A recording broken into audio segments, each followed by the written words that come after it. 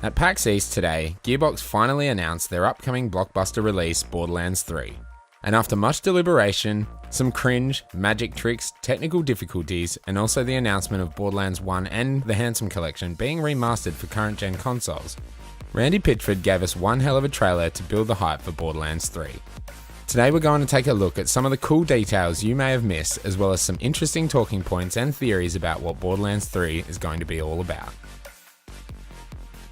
The trailer starts on Pandora with the typical Psycho mask making way for the home of what appears to be our new villains, the Children of the Vault, led by two new antagonists whose names I assume are Calypso and possibly the Father. The signs flanking the main gate seem to say, "Answer Calypso call, meet Calypso and honor thy father."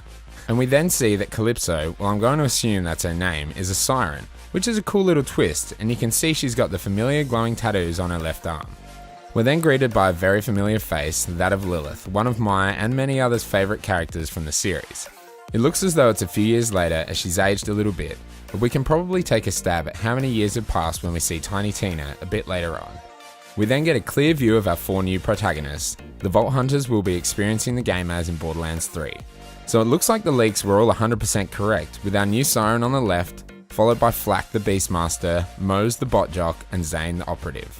They all look seriously equipped with some familiar looking and some new style weapons, including what looks to be a Jacob's rifle in the hands of Mose.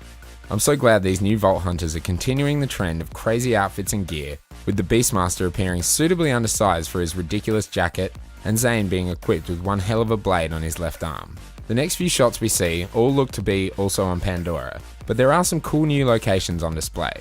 And then we get an awesome detailed look at our new Siren. Now I'm not sure if her name's been announced, but let me know in the comments below if you've heard anything regarding this brand new character. We then see Zane utilising one of his gadgets with a device that seems to create a Digistruct version of the Vault Hunter. I guess this will work similarly to Zero's abilities in Borderlands 2. We then see an awesome shot of Flak with his pets, where we have a skag, a spider ant, and some weird looking bipedal creature. Not something I remember from the previous games. And finally we get a look at Mose with her robot companion, and just like the leaks said, kind of looks like a Titan from Titanfall. All these Vault Hunters look suitably ridiculous, and I'm keen to see more of what they can do and eventually step into their shoes and see what their skill trees involve. In a later shot we see our new Siren activating her ability, surrounding herself with 6 extra arms, and like the leaks initially told us, looks very much like she will be a lot like Brick from the original game. Very cool. I'm so stoked that these shots of all 4 Vault Hunters exploring together, that this game really does look as though Gearbox are sticking to their guns with co-op gameplay, and not branching into the always online shared world space. This is a massive relief, as I don't want to see the pioneer of the role-playing shooter genre turn away from its roots to stay relevant. We then get a really cool shot of our 4 protagonists activating a vault key with Patricia Tannis. And although we can only speculate right now, this may be when we're hopefully about to leave Pandora and search for some other vaults across different worlds. There are loads more shots of Pandora, and returning vehicles to traverse the world in, and what looks to be some new type of vehicles as well as a snippet of our villain Calypso, utilising what I assume is her own siren ability. Also, female psychos make their first appearance in a Borderlands game. We get another shot of our new Siren activating her ability, and it looks as though those 6 extra arms will cause some absolute mayhem in battle, and hopefully will be able to be augmented with elemental types like both Maya and Lilith before her.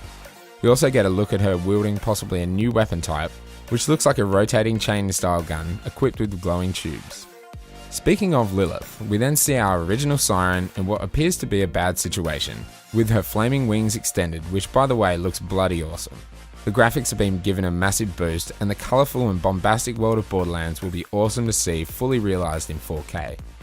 This is followed by a cool shot of a much more mature looking Maya, mimicking the fist pump she had with Lilith in the Borderlands 2 launch trailer, with a young girl, possibly also a Siren. Her left arm is covered, so it's not clear, but unless I've forgotten someone from a previous game, she hasn't been announced officially. Let me know in the comments below if you know who she is. We then see Lilith, who seems to be front and center at the start of this trailer, struggling to reach a deactivated vault key, with our villains in the background arguing. Will Lilith be used as a pawn by the villains to track down the vaults across different planets? Will our journey to multiple vaults be in search of a kidnapped Lilith? She's a pretty tough character, but our enemies may have found a way to defeat her or use her power against her and her friends. Only time will tell. The title frame saying explore the worlds essentially confirms that we'll be finally leaving Pandora. Even though it looks as though we're getting a large helping of Pandora shots in this first trailer, leaving much to the imagination. We are, however, seeing some awesome new vehicles, like Moe's seated in a giant motorbike / wheel with guns, and also some hover vehicles and newly designed cars. What looks like the Children of the Vault headquarters looks like it's quite the fortress, and maybe we'll have to infiltrate the villain's base to try and save Lilith at the start of the game, before venturing off-world. This next shot is definitely one of the most exciting, however, as we see an absolutely huge, modern, clean city, which is definitely not on Pandora. I can't wait to see more of this world in particular, as it's a huge departure from Pandora's endless deserts and wastelands. This is followed by a swampy, forested world, but although I guess this could still be on Pandora, the flora seems a little bit alien for a Pandoran location. Another shot of this location looks as though there is running water in a stream, which is pretty unlikely for most of the barren Pandora. Our friend Ellie will make her return in Borderlands 3, as her workshop is shown in the trailer as well. She'll probably take the mantle of Catch a Ride now that Scooter's gone, and I absolutely love the level of detail in the locations, and the fact that Gearbox have really stayed true to the aesthetic of the series. Some of these locations look incredibly cool, and we can only assume that there are going to be a ton more on offer throughout the full campaign. Another shot of the swampy area looks as though there is a Children of the Vault signpost there too, which could point towards our antagonists trying to find willing cannon fodder on these planets to hunt down the vaults and fight against our playable characters. Our baddies make another appearance looking suitably evil and flanked by psychos, and we get a really cool shot of our protagonist fighting in an arena against a giant junk skull spewing out blades surrounded by a crowd all cheering on. Another shot of this potentially new planet shows some interesting new creatures, one of which looks to be similar to one of the Beastmaster's pets, as well as a very creepy T-Rex looking beast with a skag-like jaw and the ability to breathe fire. Wonderful. And also some very futuristic looking robot enemies on what looks to be that metropolitan planet. And yep, everyone's favourite part of the trailer would have to be a moustached Brick playing a sax solo, because of course he is. He looks like he's had a rough time and is battered from head to toe, but to no surprise still standing. As are a bunch of our other friends. Maya, Mordecai, and now a young adult version of Tiny Tina, not so tiny now but still very scary.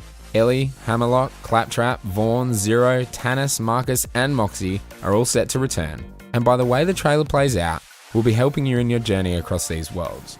And interestingly, Lilith isn't seen in any of these shots, which suggests she could be the one in trouble, requiring the help of the Vault Hunters and their friends. And then of course, the reveal that Borderlands 3 will have over 1 billion guns makes me incredibly happy.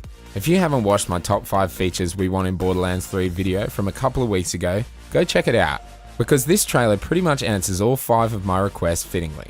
Very good. And okay, if Brick playing the sax wasn't your favourite part of the trailer, it's gotta be the gun with legs. Borderlands. Our big finish shows off some of the 1 billion available guns, and some of these do look like potentially new manufacturers, or at least improvements from the crop of guns we've seen in previous titles. We've got a pretty cool looking marksman rifle, which doesn't look like a lot of the other guns we've seen before. We also see what appears to be a flame or a plasma gun, possibly from Maliwan, and a clean, standard looking shotgun.